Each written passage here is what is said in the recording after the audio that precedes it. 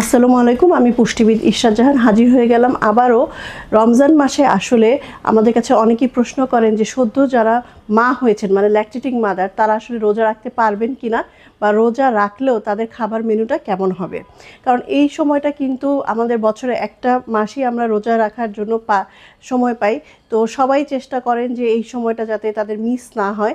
So যারা lactating mother আছেন বা গিয়ে বাচ্চাকে বুকের দুধ খাওয়াচ্ছেন, তারা কিন্তু একটু কনফিউশন থাকে, যেহেতু তাদের মনে হয় যে রোজা রাখলে হয়তো তার পুষ্টির ঘাটতি হতে পারে বা বাচ্চা যথাযথভাবে বুকের দুধ নাও পেতে পারে।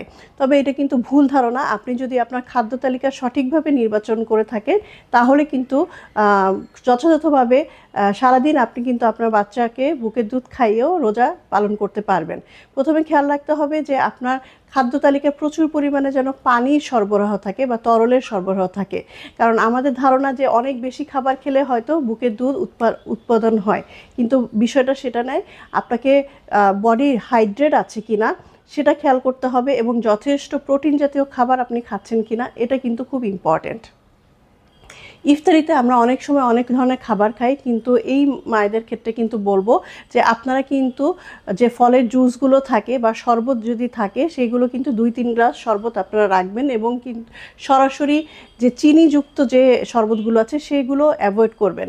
আরেকটা যেটা করবেন, ফলের জুস খেলে অবশ্যই গিয়ে আমরা অনেক সময় ছেঁকে তারপর পানিটা খাই, সেটা না করে ফলের যে পাল্পটা থাকে সেই পাল্পটা সহ কিন্তু খাবেন। তাহলে কি হবে, এটা সলিউবল ফাইবার আমাদের কোষ্ঠকাঠিন্য রোধ করবে।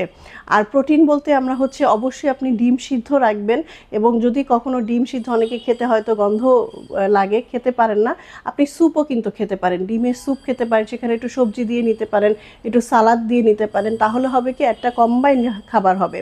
আবার আপনি কিন্তু আমরা হালিম খুব পছন্দ করি, হালিমের মধ্যে যদি টমেটো কুচি শসা কুচি দিয়ে আপনি খান তাহলে সেটা কিন্তু আপনার স্বাস্থ্যের জন্য অনেক উপকারী, কিন্তু এটা প্রতিদিন খাওয়াটা আসলে কিন্তু ঠিক হবে না।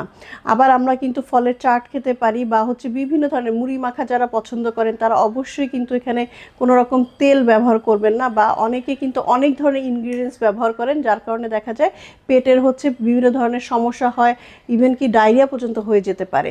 সো আমরা যেটাই খাবো সংযত হয়ে খাবো। রাতের খাবারটা অবশ্যই আমরা স্কিপ করব না, কারণ যেহেতু এই মায়েদের স্পেশাল একটা রিকোয়ারমেন্ট থাকে যে বাচ্চাকে খাওয়াতে হবে। সো অবশ্যই আপনি যেটা করবেন যে আধা ঘন্টা 1 ঘন্টা পরই আপনি যে কোনো ফলের জুস বা আপনি পানি পান করবেন, এবং বাচ্চাকে ব্রেস্টফিড করানোর আগে এবং পরে কিন্তু অবশ্যই আপনাকে 1 গ্লাস করে পানি খেতে হবে।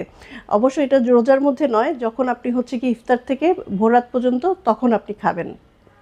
এবং সেহরিতে আপনি যেটা করবেন অবশ্যই গিয়ে আপনি দুধের তৈরি যে কোনো একটা খাবার খাবেন। অনেকে দুধ খেতে পছন্দ করে না, দুধ ভাত খেতে পারেন, ফিরনি, পায়েস, পুডিং এই ধরনের বাই প্রোডাক্ট খাবার খেতে পারেন। যারা সেহরিতে চা বা কফি খাওয়ার অভ্যাস থাকে এই মায়েদের ক্ষেত্রে আমরা বলবো যে তারা এই ধরনের অভ্যাসটাকে অ্যাভয়েড করাই ভালো, কারণ এই ক্যাফিনটাকে আপনার খাবারের যে আয়রন আছে, ক্যালসিয়াম আছে, এগুলো অ্যাবজর্ব হতে বাধা দান করে। সো গিয়ে এভাবে সারাদিনের যে রোজা সংযম করার পরেও সেহরি থেকে ইফতার পর্যন্ত যে খাবারগুলো আছে সেগুলো যদি সঠিকভাবে আপনি খান এবং পানি এবং তরল জাতীয় খাবারের সাপ্লাই আপনার বডিতে থাকে, তাহলে ল্যাকটেটিং মায়েরাও কিন্তু বাচ্চাকে বুকের দুধ খাওয়ানোর পাশাপাশি রোজা রাখতে পারবেন।